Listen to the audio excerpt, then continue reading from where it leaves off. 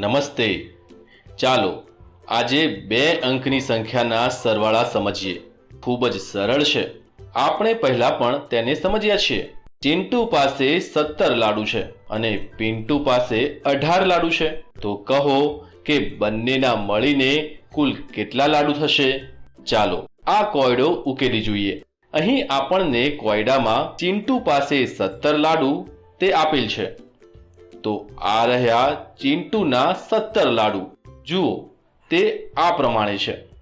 એક થાળીમાં 10 લાડુ અને બીજી થાળીમાં 7 લાડુ. અને પિન્ટુ પાસેના 18 લાડુ આ રહ્યા. એક થાળીમાં 10 અને બીજી થાળીમાં 8. હવે તમે ધ્યાનથી જુઓ. આ 10 અને આ 7 છે. અહીંથી એકમના સ્થાન ઉપર 7 અને દશકના સ્થાન ઉપર 1 દશક આવશે. આ રીતે જો તમે પિન્ટુના લાડુ જુઓ તો આ 8 છે અને આ 10 છે. એટલે એકમના સ્થાનમાં 8 અને દશકના સ્થાનમાં 1 દશક. હવે જો આપણે એકમના સ્થાનવાળા લાડુને ભેગા કરીએ તો કેટલા લાડુ થશે? જુઓ 7 લાડુ અને 8 લાડુ મળીને થાય છે કુલ 15. અરે પણ એકમમાં 15 તો ન લખી શકાય, બરાબર ને? એટલે આપણે 5 ને એકમના સ્થાનમાં મૂકીશું અને આ 10 લાડુઓને એટલે કે 1 દશકને અહીં દશકના સ્થાનમાં વધી તરીકે મૂકીશું.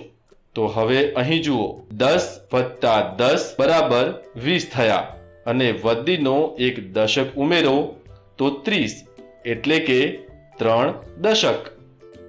તો આ રીતે કુલ કેટલા લાડુ થયા? બંને મળીને કુલ 35 લાડુ થાય. ચાલો આગળ વધીએ. નીતા પાસે 14 ચોકલેટ અને રાહુલ પાસે 19 ચોકલેટ છે.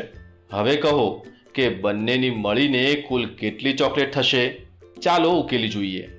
નીતા પાસે 14 ચોકલેટ છે અને આ રહી રાહુલની 19 ચોકલેટો. હવે આપણે તેને એકમ અને દશકમાં વિભાજિત કરીશું. બરાબર ને બાળકો?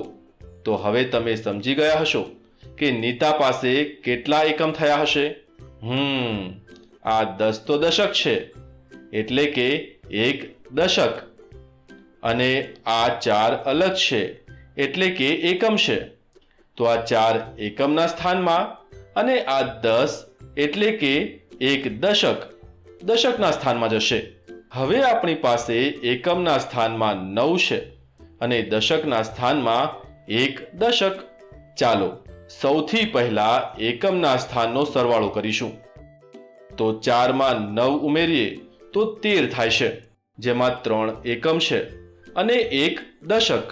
આ રીતે દશકની સંખ્યા થઈ ગઈ 1 2 3. એટલે કે 10 અને 10 મળીને 20 અને આ 1 દશક ઉમેરતા 30 એટલે કે 3 દશક. એટલે 30 અને 3 થયા 33. એટલે કે બંનેની મળીને કુલ 33 ચોકલેટ થઈ.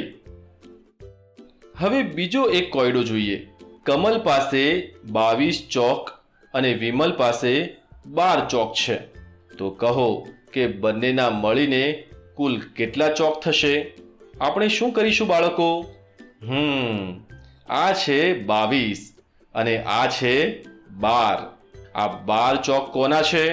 વિમલના. અને કોની પાસે 22 ચોક છે? કમલ પાસે. હવે તેને એકમ અને દશકમાં વિભાજિત કરીશું. કેવી રીતે વિભાજિત કરીશું? જુઓ સૌથી પહેલા આપણે તેને એકમ અને દશકમાં ગોઠવી દઈએ.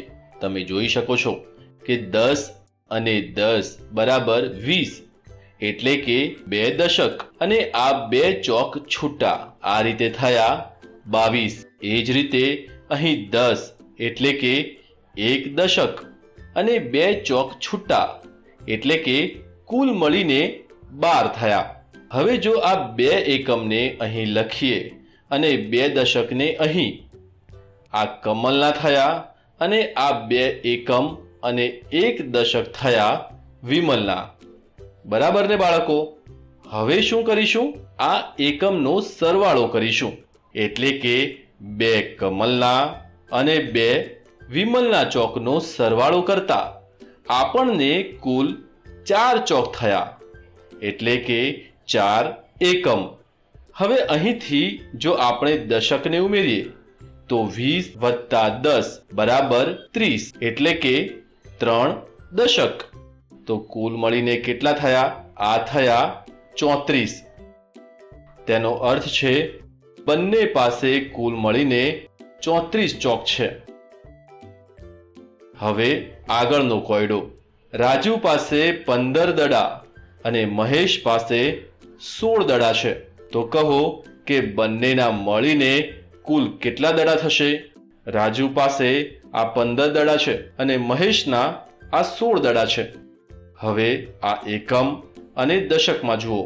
જો આપણે રાજુની વાત કરીએ તો તેની પાસે 15 દડા છે. આ રીતે 10નું એક જૂથ અને આ 5 છૂટા છે. તો એકમના સ્થાન ઉપર કેટલા છે? આ 5. અને દશકના સ્થાનમાં કેટલા છે? આ 1 દશક. એ જ રીતે મહેશના દડાની વાત કરીએ તો અહીં 10નું આ એક જૂથ છે અને 6 છૂટા છે, એટલે કે એકમમાં આ 6 અને દશકમાં 1 દશક. હવે શું કરીશું? સૌપ્રથમ આપણે એકમના સ્થાનનો અથવા જે છૂટા દડા છે તેનો સરવાળો કરીશું. તો 5 દડામાં 6 દડા ઉમેરતા કુલ 11 દડા થયા. 11માં 1 દશક છે, એટલે આપણે તેને આ 10 સાથે લખીશું, માટે એકમમાં ફક્ત 1 રહેશે. હવે તમે જોઈ શકો છો કે એકમના સ્થાન પર ફક્ત 1 છે અને દશક કેટલા થયા? 10, 20 અને 30, એટલે કે 3 દશક. 3 દશક અને આ 1 એકમ મળીને કુલ 31 થયા, એટલે કે બંનેના મળીને 31 દડા થયા.